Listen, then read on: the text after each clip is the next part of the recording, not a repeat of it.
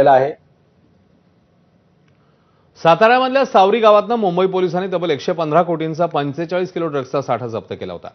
अजूनही या प्रकरणात कोणतीही कारवाई करण्यात आली नाही असा आरोप ठाकरेंच्या शिवसेनेच्या उपनेत्या सुषमा अंधारेंनी केलाय। ड्रग्ज जप्त करून 1 महिना उलटलाय। पालकमंत्री शंभूराज देसाईंनी काय कारवाई केली असा सवाल करत सुषमा अंधारेंनी जोरदार हल्लाबोल केलाय। तर अंधारेंनी केलेल्या आरोपांसंदर्भात मग शंभूराज देसाईंनी प्रत्युत्तर दिलं।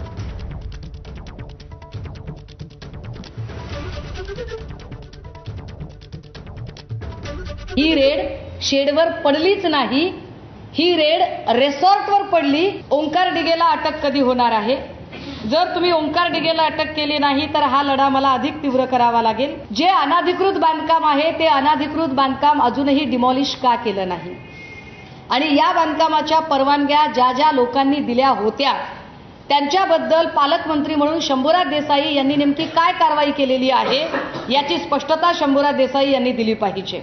शंभूराज देसाईंच्या सारखी माणसं जी अत्यंत बोलघेवडेपणा करतात, जी फार मोठमोठ्या गप्पा हाणतात, मात्र पालकमंत्री म्हणून ती झिरो असतात।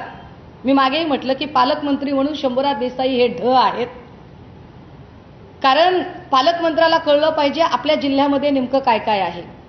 जर त्यांच्या जिल्ह्यामध्ये 105 टीएमसी क्षमतेचं धरण आहे तर या धरणामध्ये बांधकाम कसं अवैध झालं यावरती त्यांनी का बरं अजूनही तोंड उघडलेलं नाही? सुषमा अंधारेंना मुंबईत बसून बोलायला काय लागते? आम्ही लोकांच्यात आहे, सारखं लोकांच्यात जातोय आणि कायदा सुव्यवस्था जिल्ह्याची कुठेही बिघडलेली नाही।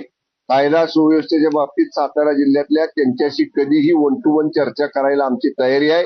सुषमा अंधारेंनी सातारा जिल्ह्यातल्या कायदा सुव्यवस्थेची चिंता करण्याची गरज नाही। कायदा सुव्यवस्था जिल्ह्यातली अबाधित आहे। सुषमा अंधारे आणि संजय राऊत हे एकमेकाचे आवळे जवळे बहीण भाऊ आहेत। दोघांनाही मीडिया पुढे बोलण्याशिवाय दुसरं काही काम नाही। तर काँग्रेस प्रदेशाध्यक्ष हर्षवर्धन सपकाळ यांनीही सातारा ड्रग्ज प्रकरणावरून मुख्यमंत्री उपमुख्यमंत्री या दोघांवर निशाणा साधला। पाहूया। एकनाथ शिंदे साहेबांच्या शेताच्या लगत त्यांच्याच भावाच्या शेतात ड्रग्जची फॅक्टरी सापडली। 43 कामगार त्या ठिकाणी पकडले गेले। या 43 कामगारांपैकी 40 कामगारांना कुठलीही चौकशी न करता, नाव नोंदवून न घेता त्यांना तिथून सोडून देण्यात आले। सोडून देण्याकरता थेट एकनाथ शिंदे साहेबांचे खासदार पुत्र जे आहे यांचा दबाव होता, हा देखील आमचा आरोप आहे। एवढा मोठा ड्रग्जची फॅक्टरी सापडल्यानंतरही आपल्या महाराष्ट्राचे गृहमंत्री आणि मुख्यमंत्री देवेंद्र फडणवीस हे क्लीन चिट देऊन एकनाथ शिंदेंना मोकळे झालेले आहेत। सत्ताधाऱ्यांकडून विरोधकांना धमकावलं जात असल्याचा आरोप सुषमा अंधारेंनी केलाय। अहिल्यानगरमधील नगरसेवक पदासाठी उभे असलेल्या विरोधी पक्षाच्या घरासमोर बंदूक घेऊन आमदार संग्राम जगताप यांच्या समर्थकांनी धमकावलं याचा आरोप करत व्हिडिओ सुषमा अंधारेंनी सोशल मीडियावर पोस्ट केलाय।